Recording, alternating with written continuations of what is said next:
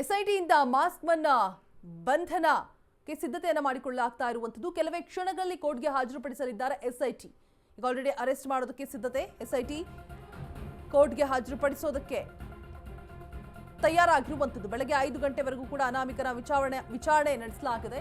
19 ಗಂಟೆಗಳ ವಿಚಾರಣೆ ನಡೆಸಿದ್ದಾರೆ ಎಸ್ಐಟಿ ಟೀಮ್. ದೂರುದಾರ ಅನಾಮಿಕ ಕೊಟ್ಟಿರುವಂತಹ ಹೇಳಿಕೆಗಳು, ತಂದಿದ್ದಂತಹ ತಲೆಬುರುಡೆ, ಇಟ್ಟಿದ್ದಂತಹ ಸ್ಥಳ, 3 ದಿನದ ಹಿಂದೆ ನಡೆಸಿದಂತಹ ವಿಚಾರಣೆ, ಎಸ್ಐಟಿ ತನಿಖೆಯನ್ನ ಸ್ಟಾಪ್ ಮಾಡಬೇಕು ಅನ್ನುವಂತಹ ಹೇಳಿಕೆಗಳು, ಅಪಪ್ರಚಾರದ ನಡುವೆ ಸಾಕಷ್ಟು ಗೊಂದಲಗಳಿಗೆ ಈಡಾಗಿದ್ದಂತಹ ಒಂದು ವಿಚಾರ.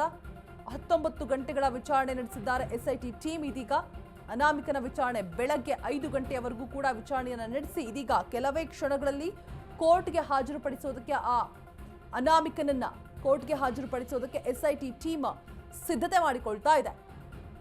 ಎಸ್ಐಟಿಯಿಂದ ಮಾಸ್ಕ್ ಮನ್ ಬಂಧನವಾಗಿದೆ ಕೂಡ. ಕೆಲವೇ ಕ್ಷಣಗಳಲ್ಲಿ ಕೋರ್ಟ್ಗೆ ಹಾಜರುಪಡಿಸೋದಕ್ಕೆ ಎಸ್ಐಟಿ ಟೀಮ್ ಸಿದ್ಧತೆಯನ್ನು ಮಾಡಿಕೊಳ್ತಾ ಇರುವಂಥದ್ದು. ಬೆಳಗ್ಗೆ 5 ಗಂಟೆವರೆಗೂ ಕೂಡ ಅನಾಮಿಕನ ವಿಚಾರಣೆ ಆಗಿದೆ. 19 ಗಂಟೆಗಳ ಸುದೀರ್ಘವಾದಂತಹ ವಿಚಾರಣೆಯನ್ನು ನಡೆಸಿದ್ದಾರೆ ಎಸ್ಐಟಿ ಅಧಿಕಾರಿಗಳು. ಅನಾಮಿಕನ ವಿಚಾರಣೆ 19 ಗಂಟೆಗಳ ಕಾಲ ನಡೆಸಿ ಅದಾದ ನಂತರ ಇನ್ನೇನು ಕೆಲವೇ ಕ್ಷಣಗಳಲ್ಲಿ ಕೋರ್ಟ್ಗೆ ಹಾಜರುಪಡಿಸಲಿದ್ದಾರೆ ಆತನನ್ನ.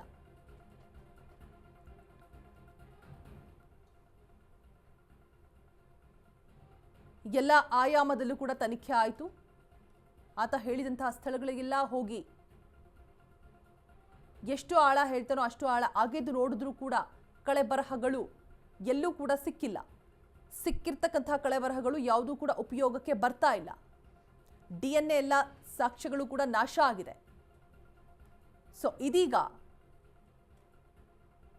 ಆತನ ಮೇಲೆ ಅನುಮಾನ ಮೂಡಿ ಆರೋಪಗಳು ಕೂಡ ಕೇಳಿ ಬರ್ತಾ ಇದೆ.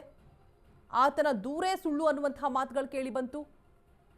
ಆರೋಪ ಪ್ರತ್ಯಾರೋಪಗಳು ಕೇಳಿ ಬಂತು. ಸದನದಲ್ಲಿ ಬಹುದೊಡ್ಡ ಮಟ್ಟದ ಚರ್ಚೆ ಆಯಿತು. ಡಿಕೆಶಿ ದಿನೇಶ್ ಗುಂಡೂರಾವ್ ಅವರು ಕೂಡ ಷಡ್ಯಂತ್ರ ಇದೆ ಅನ್ನುವಂತಹ ಮಾತುಗಳನ್ನು ಹೇಳಿದ್ರು, ಆಕ್ಷೇಪವನ್ನು ವ್ಯಕ್ತಪಡಿಸಿದ್ರು. ಇದೀಗ